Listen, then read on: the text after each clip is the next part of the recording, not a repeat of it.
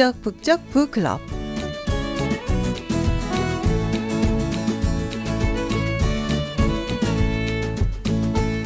사무엘 울만은 청춘이라는 시에서 이렇게 쓰고 있습니다. 청춘은 인생의 나이가 아니라 마음의 나이다. 청춘은 용기 잃은 정신이 아니라 거창한 사랑을 위해 뛰어드는 용기와 모험 속에 있다. 청춘은 육체가 아니라 젊은 정신 속에 있다. 네, 여러분은 젊은 시절 하면 어떤 것이 가장 먼저 떠오르시나요? 젊은 시절의 방황, 고뇌, 앞날에 대한 기대와 사랑.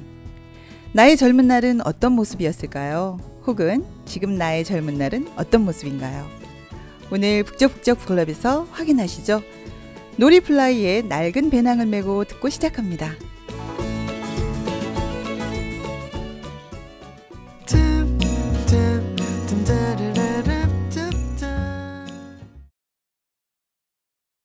함께 읽는 책 리얼 사이다 토크. 이곳은 북적북적 북클럽입니다. 지금까지 혼자 읽었던 책, 이제는 함께 읽습니다. 혼자 읽을 때 몰랐던 거 함께 읽으면 보입니다. 앞면만 아니라 옆면, 뒷면, 윗면까지 보입니다. 책을 통해 깊고 넓어지는 마음의 세계, 마음의 근육을 만드는 시간. 오늘 읽을 책은요, 무라카미 하루키의 책입니다. 그의 수많은 작품들이 있는데요. 지난해 이창독 감독의 버닝으로 재탄생했던 작품입니다. 헛간을 태우다. 오늘 함께 읽어보려고 하는데요. 동대문 맘마미아 팀 나와주셨습니다. 이미선 씨, 이혜진 씨. 안녕하세요. 안녕하세요. 네, 반갑습니다. 요즘 그 미세먼지 너무 심하다고 하는데 되게 힘들지 않으셨나요, 오시는데? 저는 숨 쉬는 게 좀 부담스러워요, 너무. 그 정도로. 네. 그랬군요. 오전에 제가 천안에 갔었는데요. 네네. 더 심하더라고요, 서울보다. 큰일 났어요. 어떡해요. 큰일이에요. 저는 웬만해서는 마스크를 잘 쓰지 않거든요. 네. 근데 요즘은 마스크 없이는 외출하기가 힘들어서. 그 정도죠. 네, 요즘에. 웬만해서는 이제 마스크를 쓰려고 하고요. 특히 네네. 이제 개학해서 아이들도 학교 갔다 왔다 할 때마다 네. 웬만하면 마스크를 쓰게끔 합니다. 아이들까지 정말 네. 걱정이네요. 네. 네. 오늘 이 시간 요즘 미세먼지도 심각한데요. 몸도 마음도 힐링하는 시간 되시기 바랍니다. 네. 네, 감사합니다. 그럼 이야기 나눠볼게요.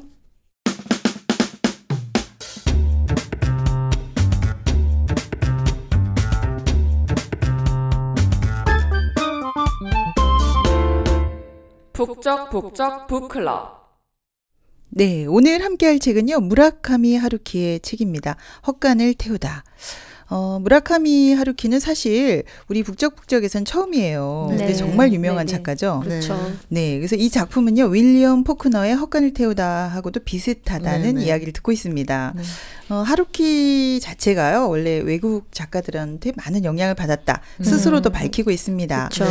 네. 미국 작가의 경우에는 그 피츠제럴드의 위대한 개츠비. 네. 네. 그레이트 개츠비. 그리고 도스토옙스키의 그 까라마조프가의 형제들. 네. 또 카프카 등의 많은 영향을 받았다고 하는데요. 일본인인데 좀 이국적인 그쵸. 분위기를 많이 담은 작가다. 이런 네, 이야기를 네, 하고 네. 있습니다. 네.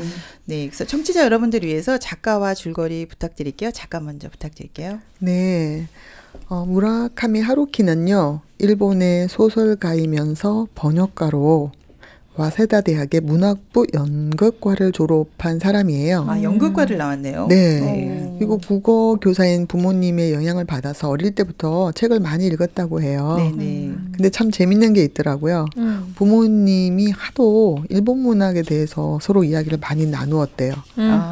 너무 진절머리 났대요. 많이 가르쳤다고 하시더라고요. 네, 그래서 아예 하루키는 서구 번역 문학을 공부하면서 그쪽에 심취했더라고요. 네. 그것이 이제 세계 모든 사람들에게 인기를 끌 수 있는 그런 책을 쓰게 된 어떤 바탕이 되지 않았나 그런 생각을 하고 있고요. 그렇군요. 네, 하루키 책은 세계 50여 개 언어로 번역되어서 각 몇 백만 부씩 팔린다고 해요. 우리나라에도 정말 많이 팔리죠. 네, 엄청나네요. 매니아층이 많더라고요. 두껍더라고요. 네. 네. 줄거리도 부탁드릴게요. 네. 줄거리는 주인공 나가 한 여자에 대해 설명하면서 시작하게 됩니다. 주인공은 그녀를 친구의 결혼식에서 알게 된 이후 종종 만났는데요. 11살이라는 나이 차이도 직업도 자신이 유부남이라는 것도 별 상관없이 지내게 되죠. 그러다 그녀가 돌아가신 아버지가 남긴 유산으로 아프리카를 다녀오면서 남자친구와 같이 입국하게 되는데요. 그의 와이프가 일찍 집을 비운 어느 날 그녀가 남자친구와 함께 찾아오게 됩니다. 그리고 그 남자친구가 스스로 때때로 저는 헛간을 태웁니다 라고 하면서 그동안 헛간 태워온 얘기를 하게 되죠. 그들이 돌아가고 나는 지도에 집 근처 헛간을 모두 표시하고 관찰하지만 아무 일이 일어나지 않게 되고요. 그러다 우연히 카페에서 다시 그를 만나게 되면서 헛간을 태웠다는 사실을 듣게 되는데요. 마침 그때 그녀가 행방불명이라는 얘기도 듣게 됩니다. 네, 숨죽이고 들었어요 지금. 네. 약간 무섭기도 하고. 네. 그죠? 약간 분위기가 그래서 네. 제가 그렇게 지금 좀 분위기 내서 읽어주시는. 네네네 그렇습니다. 근데 뭐 이해가 되지 않고 좀 약간 난해한 소설처럼 네. 느껴집니다. 네네. 네. 근데 저는 예전에 그 하루키의 단편 치즈케이크 모양을 한 나의 가난이란 책을 읽었어요. 근데 뭐 정말 찡했거든요. 왜냐하면 굉장히 가난한 부부의 이야기였는데 그 가난이 치즈케이크를 닮았다. 굉장히 인상적이었거든요. 네. 그래서 이번 작품도 굉장히 기대하면서 읽었습니다. 네. 새 젊은이들의 마음의 세계에 한번 여행해 보겠습니다. 네. 헛간을 태우다는 사실 헛간은 있어도 되고 없어도 되고 그렇죠. 사라져도 되고 또 없어져도 모르잖아요. 엄청 중요하진 않으니까요. 네, 그렇죠. 그래서 헛간을 태우다는 많은 의미를 내포하고 있는 것 같습니다. 전체적으로 뭔가 상징하는 게 많은 작품인데요. 어떻게 읽으셨나요? 인상적인 부분부터 얘기해 보겠습니다. 네, 저는 하루키는 상실의 시대 이후로 굉장히 오랜만에 만나봤어요. 상실의 시대 읽으셨네요? 네네네. 아주 오래전에지만은 하루키만의 그 느낌이 그 온전히 전해지는 그러니까는 그 느낌이 오랜 게 뭘 얘기하냐면요. 네네. 약간은 몽롱하고 퇴폐적이고 세련된 그런 작가의 필체가 그대로 느껴져서 저는 이번 작품 좋았습니다. 단편이지만 비슷하게 느끼셨네요. 네네네. 네, 저는 작가가 왜 이야기를 썼을까 작가의 마음을 좀 더듬어 보았는데요. 네네. 새 젊은이들이 나오잖아요. 네. 근데 참 특이해요. 소설가, 팬터마임 하는 아가씨, 네네. 놀고 먹는 부자 백수. 부자 백수. 네. 그런데 왠지 젊은이 느낌이 안 나요. 예, 좀 무기력해 보이잖아요. 여자가. 네. 그리고 주인공도 젊은 남자도 뭔가 공허해 보이잖아요. 네네. 근데 좀 저는 좀 부자 백수도 정상이 아닌 것 같은 느낌을 받았거든요. 네. 근데 지금 네. 초기 하루키 작품의 그 주인공들 대부분 이런 모습을 하고 있습니다. 네. 네, 지금 말씀하신 대로 이제 그런 모습인데요. 나중에 보면 해변의 카프카 이렇게 후반 소설에 보면은 사회적 관심도 좀 보이면서 많이 바뀌기는 하는데 현재 보여지는 이 주인공들은 그 이방인의 메루스 아시죠? 네, 꼭 그 느낌이에요. 감정도 없고 의지도 없고 또 억지로 이렇게 다니듯이 사는 이런 모습. 네, 그런 모습을 지금 하고 있네요. 네, 맞아요. 젊은이들이 무슨 인생 끝난 사람 같이 보이고 그렇죠. 특히 그 남자친구는요 쓸모없는 헛간을 태우는 일을 정기적으로 한다고 하고 놀라웠어요. 네, 하는 일이 또 무역업이라고는 하는데 진짜 직업도 모르겠고 그러면서 회색 고급 스포츠카를 타고 다니고 네. 뭔가 의욕적으로 살지는 않지만 궁금하게 만드는 그런 사람들 그런 설정이었어요. 네. 그래서 많이 읽나 봐요. 네. 그런가 봐요. 네, 여기 나오는 여자분도 사실 좀 특이해요. 네, 더 이상 뭐 모델 일을 하는데 모델 일 제안을 거의 받아도 취미죠, 네, 별로 하려고 하지 않고 돈을 벌려고 하지도 않고 맞아. 굉장히 무의미하게 지내다가 펜터마임만 열심히 배워요. 그래서 가끔씩은 이제 돈을 벌지 않고 먹을 걸 사달라고 지금 주인공 나에게 연락을 하잖아요. 근데 이런 캐릭터가 잘 상상이 좀 안 가더라고요, 저는. 네. 그리고 이제 귤 까먹는 펜터마임이 나오잖아요. 너무 상징적이에요. 없는 것을 있는 것처럼 열심히 까먹는 모습이 우습기도 하고 이상하기도 했거든요. 그게 좀 없는 걸 있는 것처럼 그렇게 천연덕스럽게 하는 것이 좀 인상적이었는데요. 네네. 인생도 사실 있는 것 같은데 또 열심히 산 것도 같은데 남은 건 없잖아요. 네, 귤 까먹기 왠지 같은 건데요. 그런 판토마임 같이 생각이 좀 연결이 됐고 출구 없는 젊은이들이라고 하는데 여기 나온 새 인물이 모두 사실 뭐 있는 듯 없는 듯 그쵸. 그런 존재잖아요. 네네. 나무나 새나 그런 허망한 인생이 헛간이 아닐까 그런 생각을 했습니다. 네, 헛간처럼 보인다. 네네. 그러네요.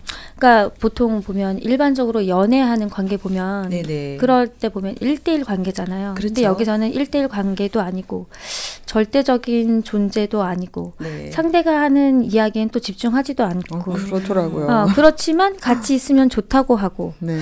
그걸 소설에서는 아련하다 이렇게 표현했거든요. 네네. 어렵고 복잡한 것보다는 단순하고 그때그때 그 상황을 즐기는 그런 청춘들로 묘사되고 있죠. 네, 뭐 현대인들이 거리를 두고 사는 그런 모습 같기도 하네요. 네네. 사실 청춘이라고 하면 참 싱그럽고 풋풋하고 네. 이럴 줄 알았는데 여기 나온 청춘들은 도대체 약간 모르겠네요. 거리가 그러게요. 있죠. 네, 벌써 여러분 감상도 지금 남다릅니다. 그래서 네. 오늘 발췌문을 직접 읽어보고 확인 좀 해보겠습니다. 네.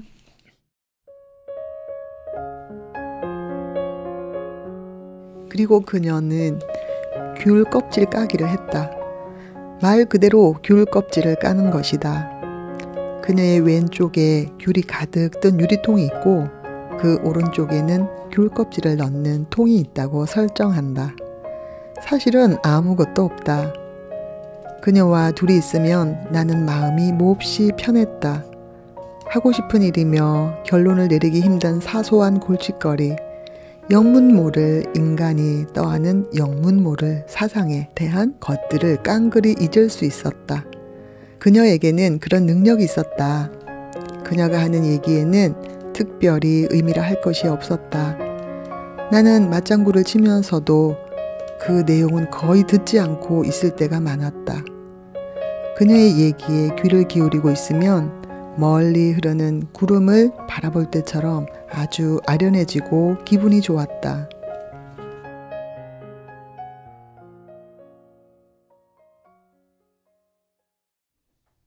네, 그녀의 얘기를 들었는데 아련하다. 네. 뭔가 내용이 없다는 얘기인가요? 네, 세 인물 중에 두 사람의 이야기가 먼저 나오고 있는데요. 그녀에 대해서 짐작이 좀 가시나요?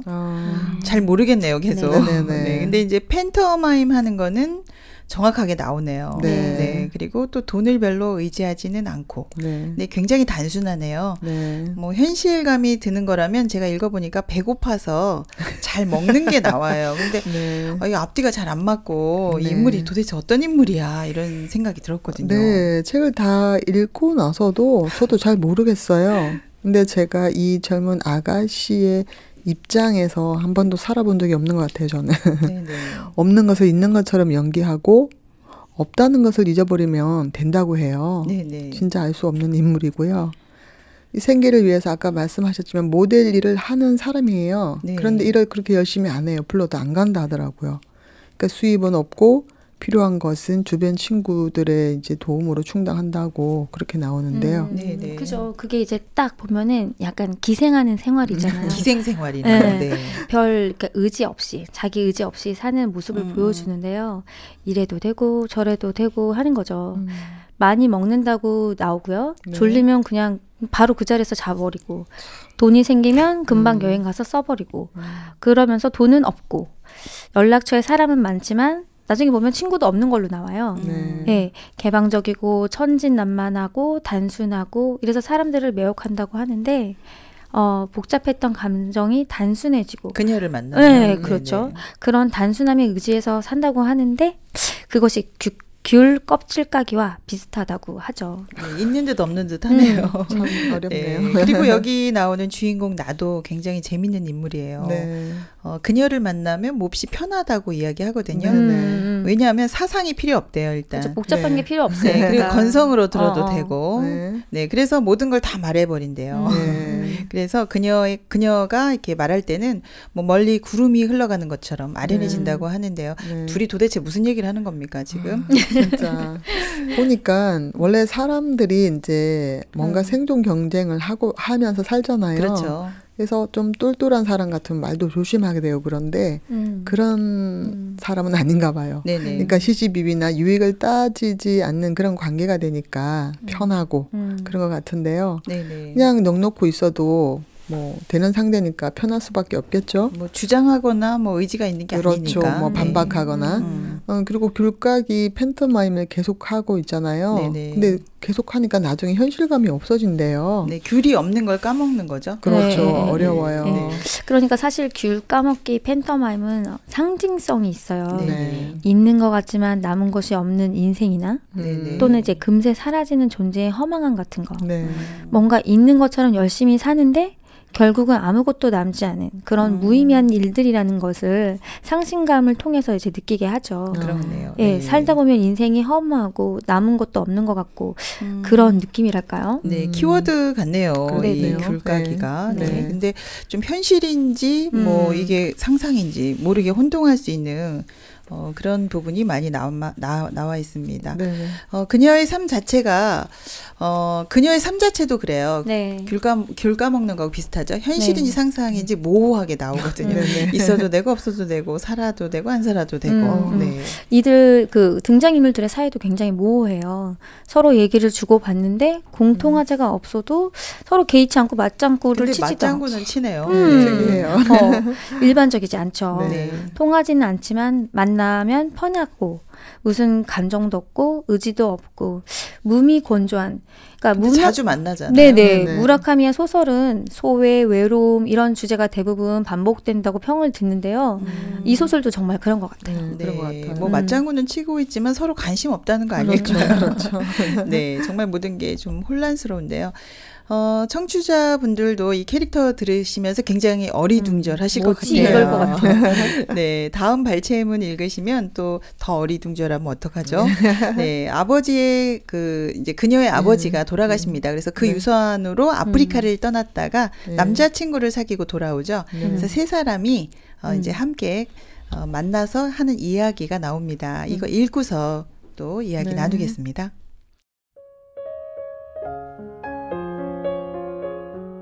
가끔씩 헛간을 태운답니다. 간단한 이야기죠. 휘발유를 뿌리고 불이 붙은 성냥을 던지는 겁니다. 가만 놔두고 그게 끝이죠. 다 타는데 15분도 걸리지 않습니다. 그런데 어째서 헛간을 태우는 거지? 이상한가요? 모르겠군. 자네는 헛간을 태우고 나는 헛간을 태우지 않는다. 둘 사이에는 확실한 차이가 있고 나는 어느 쪽이 이상하다고 하기보다는 먼저 그 차이를 확실히 해두고 싶어.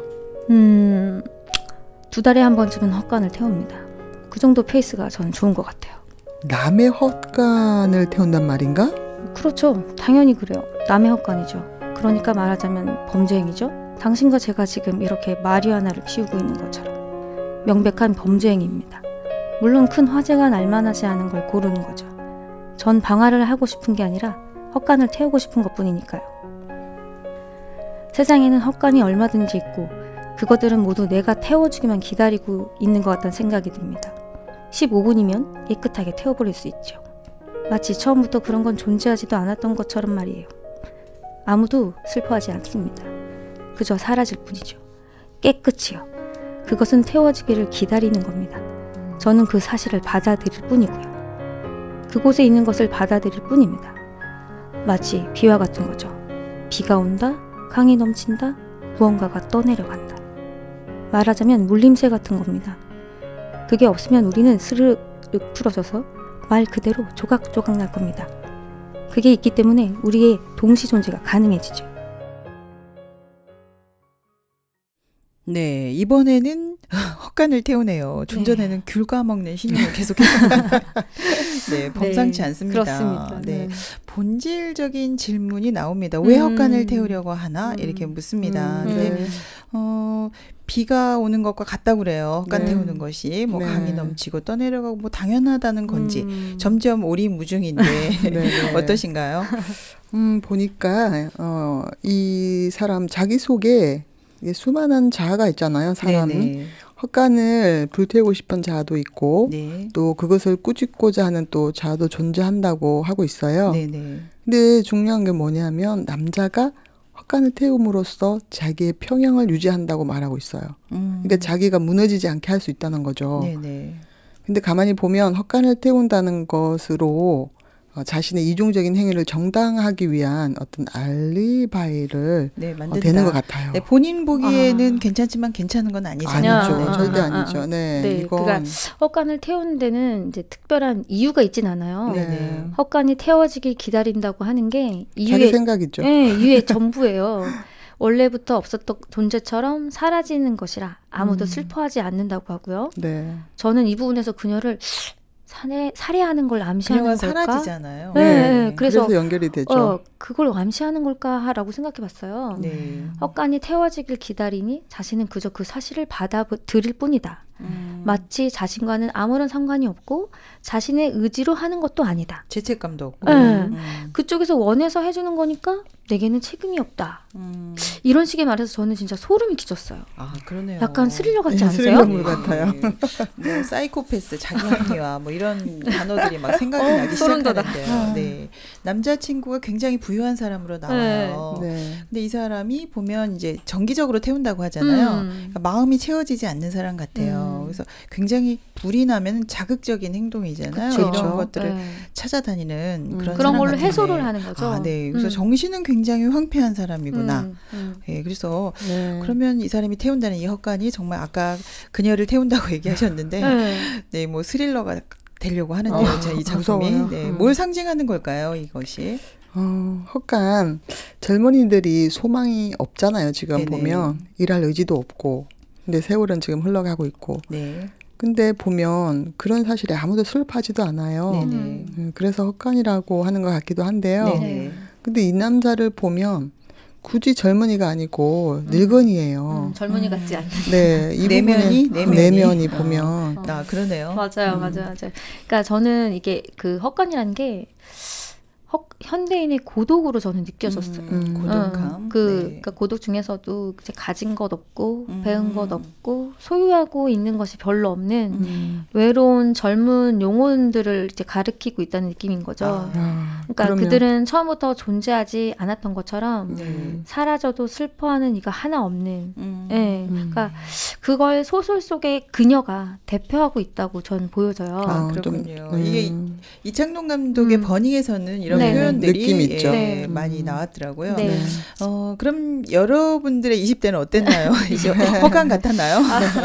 어떤 고민들을 가장 많이 하셨는지 궁금하네요. 우리 젊은이들이 네. 우리 하루키 소설을 굉장히 많이 읽어요. 그쵸. 그리고 공감도 많이 하거든요. 네. 이런 마음 매니아층이 상태. 많잖아요. 젊은 네, 층에서. 이런 마음 상태라는 건데 여러분들은 어떻게 지내셨는지 한번 회상을 해보면 도움이 좀 될 것 같아요. 이 작품을 그렇죠. 이해하는데 네네. 혹시 팬터마임을 배우신 건지 아니면 아니요. 정기적으로 헛간을 태우셨는지 궁금합니다. 혜진 씨부터 얘기해 볼까요? 네네. 저는 헛간 태울 생각은 죽어도 못했을 것 같고요. 지금도 마찬가지고 네네. 제게는 일탈 같은 것도 보면 다른 분들이 보기에 별거 아니다 이런 것들이 많았으니까요. 소심하셨나 봐요. 네. 착했었나 봐요. 네네. 지금 돌아보면 너무 신중했던 것 같아요. 닥치는 대로 이것저것 해보고 경험하고 하는 게 젊은 시절에는 필요하고 네네. 어찌 보면 이게 젊은 시절에 많이 할 수 있는 특권이잖아요. 네. 근데 그렇죠. 그래보지 못한 게 지금은 좀 후회되기도 합니다. 빨리 철들으셨나 봐요. 그런 것 같아요. 미선 씨는 어떠셨어요? 저는 이제 체류탄을 마시면서 학교를 다녔거든요. 친구들 중에 이제 운동권이 많았어요. 저희 학교 이제 고등학교도 그렇고 그런 정의로운 친구들이 네, 많았나요? 좀 많았어요. 그래서 참 그 사회적인 어떤 정치적인 고민을 좀 많이 했었던 것 같고 네네. 좀 시간이 지나면서는 제가 좀 이렇게 죽음에 대한 생각을 참 많이 했었어요. 이 글을 읽으면서 좀 공감이 된 건 네네. 이제 허무가 젊은 시절에는 다 오는 것 같아요. 저도 그래서 네. 40까지만 살아보자 이런 생각을 했을 때가 있었거든요. 그런 생각도 하셨어요. 네, 그러니까 이제 죽은 이후에가 참 궁금하기도 하고 두려우면서 그런 고민을 했었던 기억이 있습니다. 뭐 인생을 깊이 생각들 하셨네요. 여기 나온 젊은이들보다는 굉장히 바쁘셨던 것 같은데요. 그런가요? 네, 근데 여기 젊은이들은 좀 더 심각합니다. 네. 왜냐하면 그 남자가 헛간 태우는 이야기를 듣고요. 주인공 나도요. 헛간 태우는 상상을 계속합니다. 오히려 주변에 헛간이 없어지지 않으니까 본인이 성냥을 그어서 태워버릴까 이런 생각도 하기도 하거든요. 네. 전염성이 있나 봐요. 네. 그렇죠. 그래서 이제 그 다음 발제문 한번 읽어보겠습니다.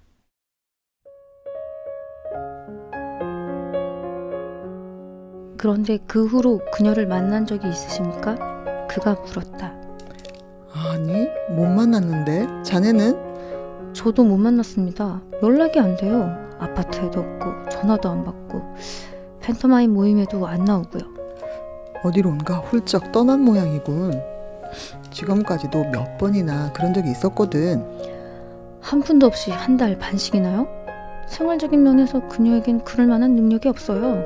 저도 잘 모르겠지만 그녀는 정말 한 푼도 없습니다. 친구도 없어요. 주소록은 빼곡하게 차있지만 그건 그냥 이름일 뿐입니다. 그녀에게는 기댈 만한 친구가 없습니다. 아니 그렇지만 당신만은 정말 신뢰하더군요. 빈말이 아니라 당신은 그녀에게 특별한 존재였다고 봅니다. 저도 조금 질투를 했을 정도니까요. 정말입니다. 저는 지금껏 질투라는 것을 거의 해본 적이 없는 인간이지만요. 그는 가볍게 한숨을 쉬었다. 그리고 한 번 더 시계를 보았다. 이제 가보겠습니다. 언제 다시 뵙죠? 나는 고개를 끄덕였다. 그러나 말이 나오지 않았다. 언제나 그렇다. 이 남자를 앞에 두면 말이 제대로 나오지 않는 것이다.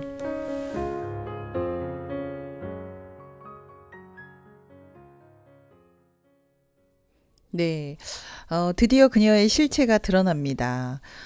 그 남자친구의 입을 통해서 나온 말은 굉장히 구체적이네요. 네. 친구도 없고 돈도 없고 능력도 없고 또 아버지는 돌아가셨고.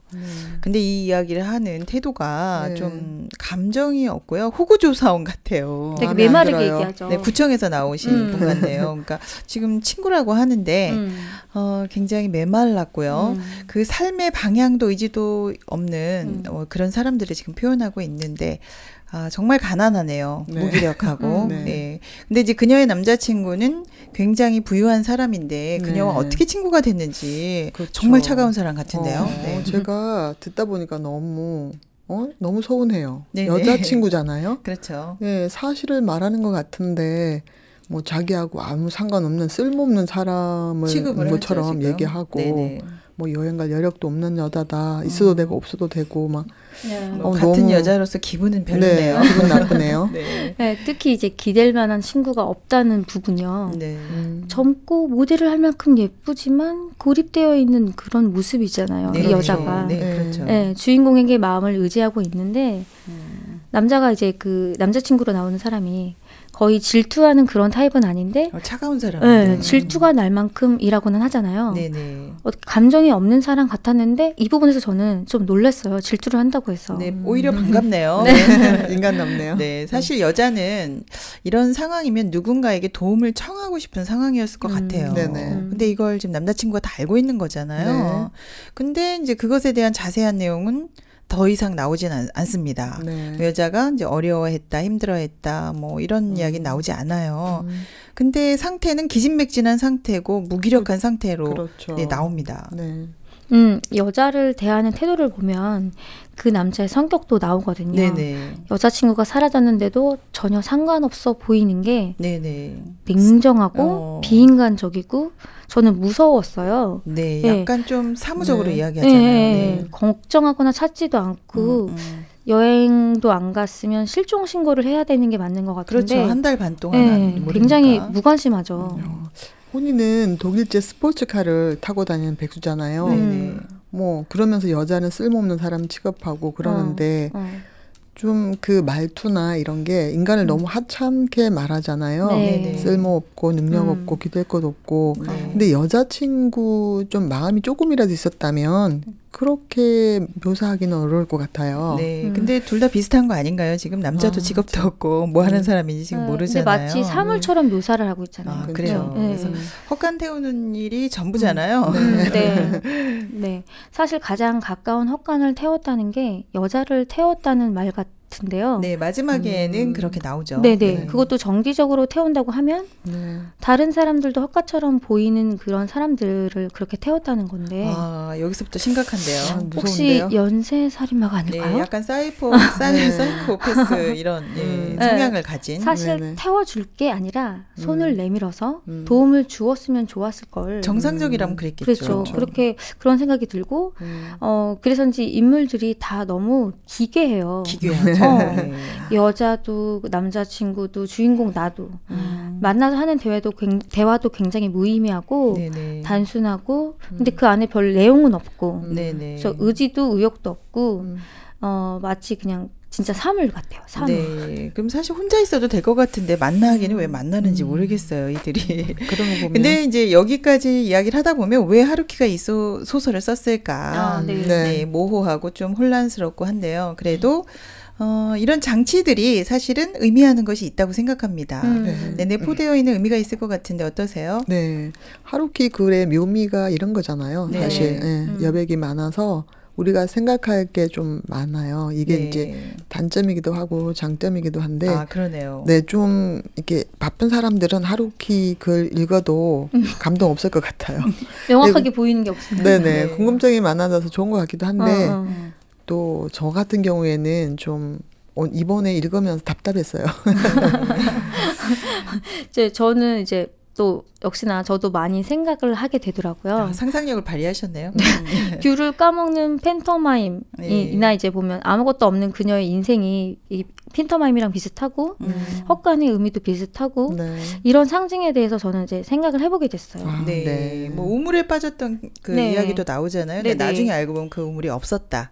이런 이야기도 하거든요. 네네. 이제 이런 것들이 다 이미지가 뭔가 그렇죠. 상징하고 있다. 네네. 네, 이제 생각이 저희가 조금씩 깊어지고 있네요. 네. 그럼 마지막 부분 읽고 이야기 해보겠습니다.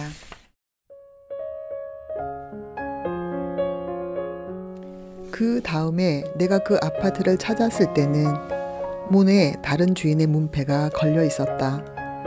노크를 해보았지만 아무도 나오지 않았다. 여전히 관리인은 보이지 않았다. 그래서 나는 포기했다. 근 1년 전의 얘기다.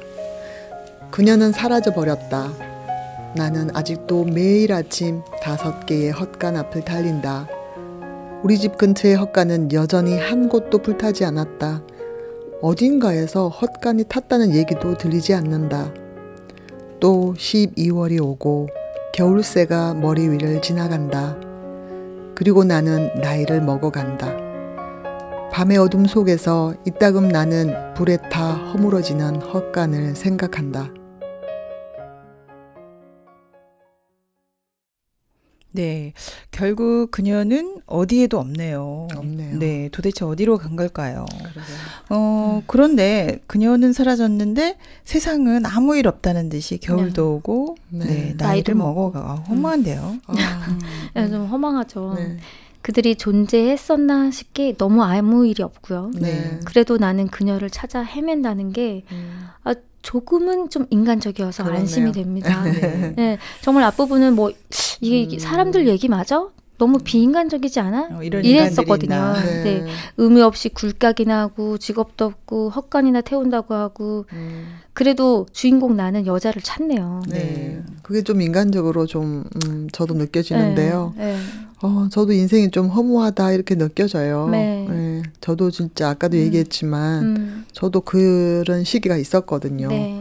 이 세 사람이 등장했을 때 별 의미가 없고 또 사라져도 또 별일도 없고 슬퍼하는 사람도 없고 저도 그런 느낌을 이렇게 학교 다닐 때 참 많이 느꼈거든요. 네. 네. 그래서 허무주의에 빠지기도 했고 그래서 좀 오래 살고 싶은 사람 오래 살고 싶지 않았었거든요. 네. 근데 이제 이 소설을 우리 하루키가 왜 썼을까 이제 네. 의문이 더 갑니다. 젊은이들의 이런 마음들은 좀 공감이 가요. 네, 진짜 저희들도 가요. 젊은 시절에 보면 뭐 세상을 바라보며 얼마나 불합리했습니까? 뭐 네. 더 살아야 되나? 네. 뭐 이렇게 또 희망은 없어 보이고 네. 이랬던 부분은 공감은 가지만 그 다음에 마지막을 이렇게 끝나버리니까 네. 나는 불에 타 허물어지는 헛간을 생각한다. 이렇게 네. 끝나거든요. 네. 또 아쉬움도 좀 남았어요. 네. 어떠셨나요? 네, 이번 소설은 이 시대의 젊은이들이 소망도 없고 네. 의미도 찾지 못하고 네. 그러니까 상실의 시대를 살고 있다는 의미 같기도 해요. 그 네. 예전 하루키의 소설처럼 네, 예전 하루키의 소설 중에 상실의 시대가 네, 있죠. 제목이 상실의 시대였잖아요. 네네. 그러니까 보면 다들 팬터마임 하는 것처럼 이제 사는 거죠. 네네. 네, 없는 것을 있는 것으로 착각하고 네. 그리고 성공하려고 힘쓰는 것도 그렇고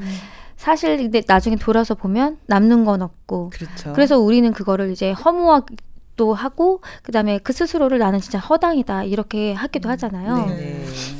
그러니까 이게 인생이라는 마음이 들어요, 사실. 예. 누군가 태워주기를 기다리고 아무도 그렇게 끝났다고 슬퍼하는 사람도 없고 사실 인생 자체가 공술의 공소거라 하잖아요. 네. 찾는 사람도 없잖아요. 네. 지금. 그러니까 이게 사실 인생인데 이걸 그대로 받아들이고 의미를 찾아갔어야 되는데 네네. 근데 그게 없어서 너무 아쉽고 좀 수식이 없고 미화되지 않는 그런 그냥 허무한 사진? 인생 자체를 네네 그런 그대로 찍은 그대로 민낯 찍은. 같은 그런 느낌이 들어요. 그런 소설이다. 네네. 네, 그 젊은이들 3명에 대해서는 많이 공감 가는 부분도 있지만 네. 혼자 사는 것 같다. 네. 그렇죠. 그리고 네. 또 다 헛간 같다. 네. 있어도 없어도 찾지도 않는. 네. 그리고 대화도 맞장구는 치지만 무슨 얘기를 하는지 네. 서로 이렇게 섬같이 떨어져 있잖아요. 네, 맞아요. 네. 네. 그래서 이게 소통이 좀, 안 돼. 네, 좀 연결이 돼서 소통도 하고 이러면 좋겠는데, 네. 맞아요. 그러니까 소통 없는 그런 삶. 그러니까 그리고 여기 보면 인간에 대해서도 굉장히 비정해요. 네네. 마치 사물을 다루거나 설명하듯이 별 의욕이 없는 우리 젊은 세대들의 얘기라고나 할까요? 네네. 하루키의 초기작에 보면 이제 나오는 젊은이들이 그런 그렇죠. 특성을 네네. 가지고 있는데요. 서로에 대해서 관심이 없으니까 대화도 네네. 안 되거든요, 지금. 네, 맞아요. 그러니까 자폐 비슷하게 내성적이고. 내성적이고 허무하죠. 그러니까는 보면은 저는 하루키의 그 상실의 시대를 읽고 난 느낌이 딱 한마디로 요약하면 뭐니 물어본다면 네네. 상실감, 허무, 외로움이었어요. 네네. 네. 근데 그 주인공이요, 사실 네. 피츠제럴드의 위대한 개츠비에 나오는 그 개츠비하고 닮았거든요. 네, 많은 영향을 받은 것 같아요. 네. 아, 그러네요, 진짜.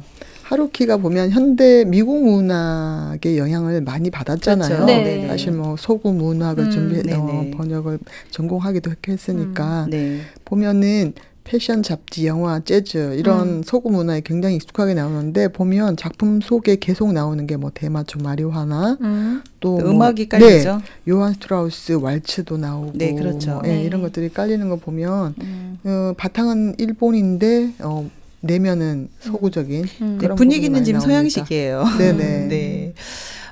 지금 애인이나 여자 주인공이 이제 실종되는 것이 사실 하루키 소설의 결말이거든요. 네. 이런 게 굉장히 많이 나와요. 네, 소설의 열린 결말이. 결말. 네네. 근데 이제 사라지고 없어지고 이런 게 많은데 여기에서도 헛간을 태우다도 이제 그런 결론이거든요. 그래서 읽는 사람에 따라서 얼마든지 해석이 달라질 수 있습니다. 네. 이래서 난해하단 이야기도 듣고 있고요. 네. 네, 젊은이들이 출구 없는 인생. 또 의미 없이 살아가는 이 모든 것을 어떤 상실감으로 표현하고 있는데요. 그 부분에 공감이 좀 됩니다. 네. 오늘 동대문 맘마미아 팀 이미선 씨, 예진 씨 함께 무라카미 하루키의 헛간을 태우다 읽어보고 있는데요.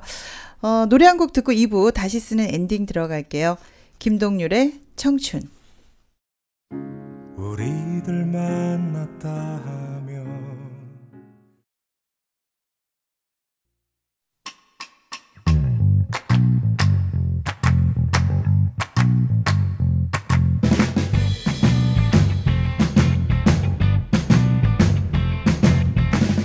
끄적끄적 다시 쓰는 엔딩. 북적북적 북클럽의 2부 코너. 책을 읽고 정말 그냥 못 넘어가서 내가 한번 속 시원하게 책에 2부를 써보겠다. 끄적끄적 다시 쓰는 엔딩 코너입니다. 내가 2부를 쓴다면 어떻게 이어갈까?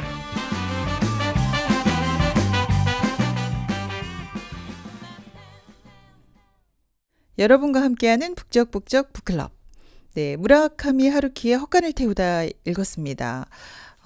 어떠셨어요? 난해가지고 다들 지금 오늘 맘마미아 팀, 동대문의 맘마미아 팀의 이혜진 씨, 이미선 씨 함께하고 있는데요. 네. 심각하세요 지금. 네, 작품 분석하시는.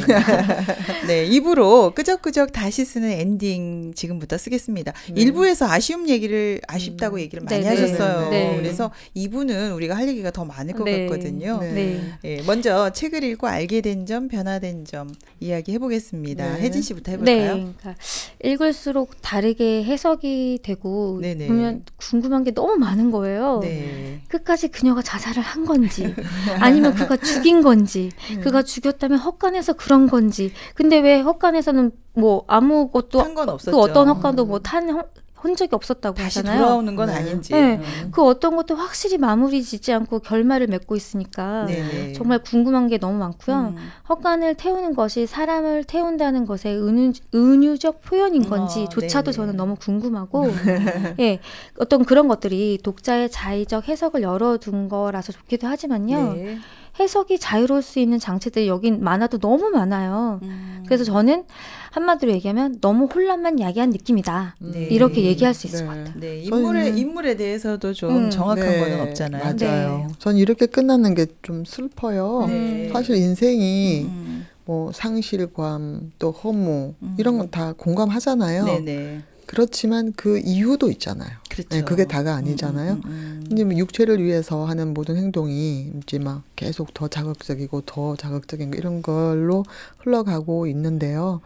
요즘 클럽 사건도 지금 이슈가 되고 있잖아요. 네, 땡땡땡 클럽. 네, 이제 공감은 되지만 좀 마음은 혼란스럽고 안타까운 마음이 이제 듭니다. 여기. 네, 그러니까 네. 상실감과 허무감 그 이유가 없다 이런 네네네. 얘기를 해주셨어요. 그래서 이 코너가 있습니다. 네, 상징도 많고요. 또 읽은 분들이 모두 느낌이 다를 수 있는데 네. 또 우리 나름대로 덧붙이고 싶은 것들 더 써볼 수 있습니다. 네. 이게 이 작품이요. 그래서 영화로도 만들어졌습니다. 그런 것 네네. 같아요. 이창동 감독식으로 또 이제 음. 영화가 나왔는데 네. 영화도 굉장히 감동적이었다는 이야기를 들었거든요. 버닝이라는 네. 제목으로 네, 버닝 네. 제목으로 만들어졌죠. 나왔죠. 네네네. 네, 네, 영화는 네. 보셨죠? 네, 저 영화를 본 느낌이 네. 그러니까 영화랑 그 이제 소설이랑 굉장히 비슷한 부분도 많지만 좀 네네. 다른 점이 많다고 느꼈던 게 뭐냐면 영화가 훨씬 그 소설보다는 네네. 그러니까 뭐 그러니까 현실감 있죠. 글자와 어떤 영상이니까 차이가 날 네네. 수밖에 없겠다고 하지만 네. 그래도 굉장히 구체적이고 현실감이 많이 느껴졌어요. 그렇더라고요. 네네. 그랬군요. 특히나 어떤 부분을 얘기하라 그러면 그 이제 판토마임 부분 있죠. 네네. 네. 판토마임 부분에서 여배우가 하는 그 부분이 저는 굉장히 인상적으로 다가왔거든요. 그래서 꼭 안 보신 분들은 한 번씩은 꼭 보시길 추천을 드리고 싶어요. 영화도 또 보면 좋겠네요. 네, 네네. 그리고 이제 또 많이 이렇게 각색을 해서요. 또 다른 느낌이 있더라고요. 네, 네. 상상력을 얼마든지 다른 시각에서 볼 수 있을 것 네, 같습니다. 그렇습니다. 그래서 다시 쓰는 엔딩 우리도 한번 덧붙여 보겠습니다. 네. 미선 씨 네. 한번 해볼까요? 저는 이 여자가 완전히 새로운 모습으로 짜잔 하고 나타나게 하고 싶어요.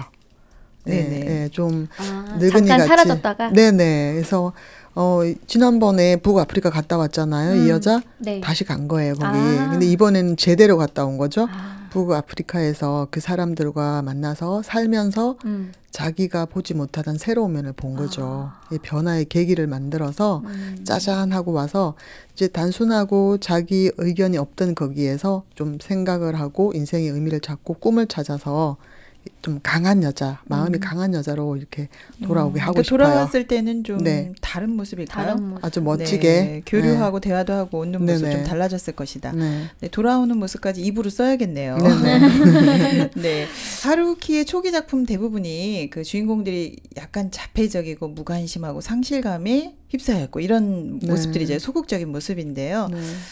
근데 이제 그런 이유는 알겠어요. 젊은이들의 이런 뭐 그렇죠. 상실감은 알겠는데 공감은 가지만 그 이후에 어떤 인생을 어떻게 살아야 될지에 대해서 적극적인 부분이 전혀 안 나오거든요. 그렇죠. 그래서 오히려 인생의 문제를 좀 직시하고 네. 좀 풀어갔으면 어땠을까 이런 생각을 했어요. 여기서는 뭐 이거 그렇죠. 그냥 예.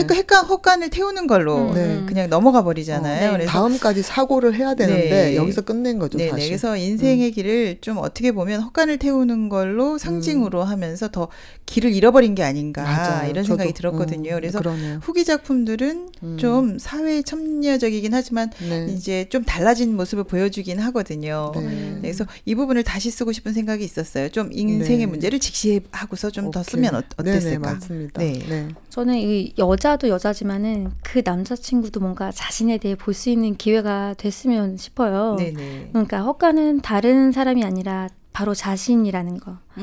할 일 없이 빈둥대는 그런 거. 그렇죠. 진짜 그런 건 없어도 되지 않나요? 네네.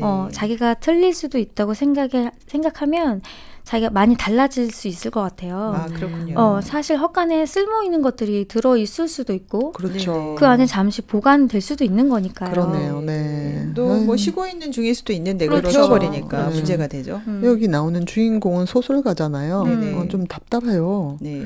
이 사람이 소설을 쓰는데 왜 쓰는지 단순하고 그냥 상황만 쭉 늘어놓는데 우리가 하루키 소설을 많이 읽고 유명하다고 하잖아요. 네네. 그런데 좀 이해가 안 가는 부분도 많고 좀 우리가 허무하다고 느끼는 부분 참 많잖아요. 네. 아까 얘기하셨던 것처럼 인생의 문제를 좀 직시하고 그죠? 그래서 좀 그 문제를 어떻게 풀었는지를 보고 싶군요. 그냥 네. 막연한 빛없는 터널 같은 그런 느낌. 느낌이었군요. 네. 그래서 저는 그런 의미에서요. 얼마 전에 읽었던 그 가주의식으로의 남아있는 나날이 생각이 많이 났어요. 네. 이거 노벨상 받은 작품이죠. 그렇죠. 그래서 가주가 받고 하루키가 그랬나요? 떨어진 것 같습니다. 네, 같은 엔딩인데 엔딩이 많이 틀려요. 어떻게 네. 틀리냐면 여기서 나오는 주인공 스티븐슨 같은 경우에는 인생을 실패했다고 생각하잖아요. 근데 이제 늦은 나이에 그렇죠.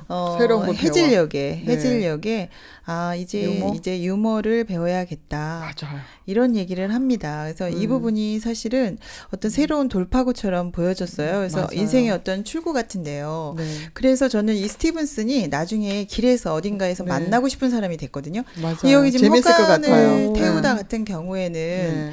너무 이제 사실 이 사람들을 길에 만나고 나가도 싶지 않아. 아니 만나고 싶지 않다기보다 네. 나가면 누군지 모를 것 같아요. 너무 인물의 특성도 모르겠고 하다 네. 보니까 나는 이 사람 속을 모르니까 네네. 친근감도 또는 뭐 궁금한 것도 없고 네. 어떻게 보면 나가도 누군지 모를 것 같아요. 맞아요. 그렇네요. 예, 예, 예. 예. 자기 마음은 잘 채워지지가 않아요. 헛간 아무리 태워도 그게 채워질까요? 그렇지 않죠. 그러니까 또 정기적으로 태우고 이렇게 혼자 고민하지 말고 다른 사람과 연결이 됐으면 좋겠어요. 다른 사람과 연결. 네, 네. 그러면 시너지도 커질 거고 행복하게 되지 않을까요? 네. 네. 자기 속이 아니라 이제 밖을 바라봐야겠네요. 그렇죠. 자기 네. 속에는 없어요. 네. 요즘 그러니까 흑수저 논란도 있고 뭔가 허무하고 상실감도 큰데 네네. 사실 마음이 그릇이잖아요. 그 그릇에 무엇을 담을지 아무리 의미가 없어도 인간이 헛간이라는 건 전 너무한 것 같아요.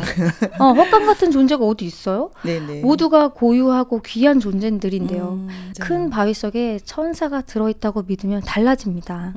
여자에 대한 남자친구의 태도가 좀 저는 화가 났고요. 네네. 요즘 비인간적인 그런 행태들이 너무 많아서 그런지 그런 게 별 의식 없이 받아들여지고 있어서 저는 너무 걱정됩니다. 예, 마지막 엔딩은 이제 저는 여자가 다시 나타나서 정말 멋진 누구와도 바꿀 수 없는 그런 삶을 살아가는 그렇게 바꿔주고 싶어요.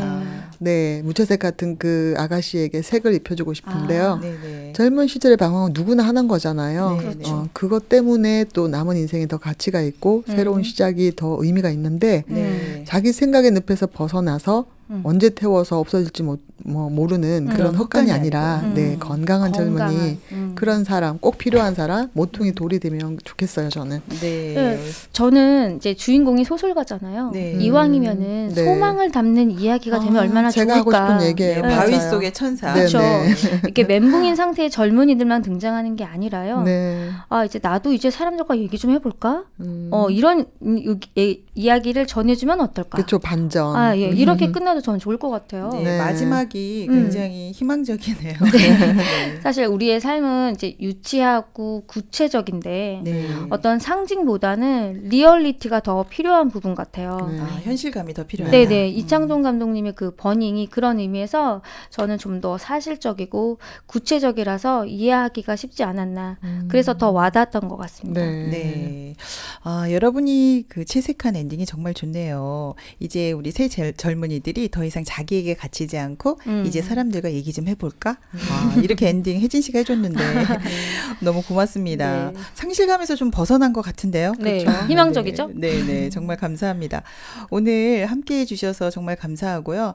어떠셨어요? 우리 정말 오랫동안 헤매다가 네. 멋진 결론 내주셨는데 소감 부탁드릴게요. 젊은 시절에 한 번씩 있을 것 같은 그런 허무함. 네네. 이건 누구나 있는데 저도 옛날에 생각이 나면서 지금 제 삶이 참 그때 제가 세상을 끝났다면 지금이 없는데 그런 생각이 들면서 되게 의미가 있네요. 마무리를 네. 하면서. 네, 그 다음 단계를 살고 계시는 거네요. 그렇죠. 네, 우리 혜진 씨는 어떠셨어요? 예, 저는 다시 잊었던 하루키를 다시 만나서 굉장히 반가웠고요. 네네. 저 또한 나의 20대, 나의 그 어린 날은 어땠었나 생각할 수 있어서 되게 좋았고요. 네. 그다음에 이제 우리나라 그 지금의 젊은이들 현실이랑 굉장히 좀 비슷한 느낌이라서 좀 답답하기도 했었고 걱정되기도 했고 그랬습니다. 네. 근데 결론을 너무 아름답게 맺어주셔서 네. 이제는 다른 사람들의 마음도 알아보는 그런 엔딩을 해주셔서 정말 감사합니다. 다음번에 더 좋은 책으로 만나 뵙겠습니다. 오늘 정말 네. 감사합니다. 감사합니다. 다음 주 읽을 책입니다. 양동일, 김정환 씨 공저입니다. 질문하고 대화하는 하브루타 독서법인데요. 발표 못하고 책 안 읽는 우리 아이들 어떻게 바꿀 수 있을까요? 아이의 언어 능력과 사고력이 동시에 자라는 방법이 있습니다. 평범한 집안에서도 따라할 수 있는 말로 하는 독서법인데요. 아이의 공부도 또 인성도 한꺼번에 잡히는 유대인 자녀교육법. 그 핵심을 다음 주에 배워보겠습니다. 읽고 만나 뵙겠습니다.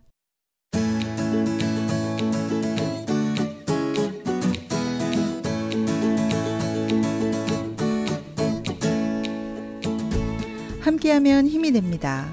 마음의 근육을 만드는 북적북적 북클럽. 여러분 팬터마임 보신 적 있으신가요? 없는 것을 있는 것처럼 연기하다 보면 없다는 것을 잊어버리는 마술. 네, 빈손으로 왔다가 빈손으로 가는 것이 인생이라고 하는데요. 살아가는 모든 일이 팬터마임 같지 않으신가요? 있는 것 같지만 눈 깜짝할 사이에 사라져버리는데요. 하지만 오늘은 지금 이 순간 새로운 색으로 채색해보면 어떨까요? 그 의미는 얼마든지 부여할 수 있습니다. 함께 읽으면 보여요. 북적북적 북클럽. 다음 주에 뵙겠습니다. 신문자였습니다.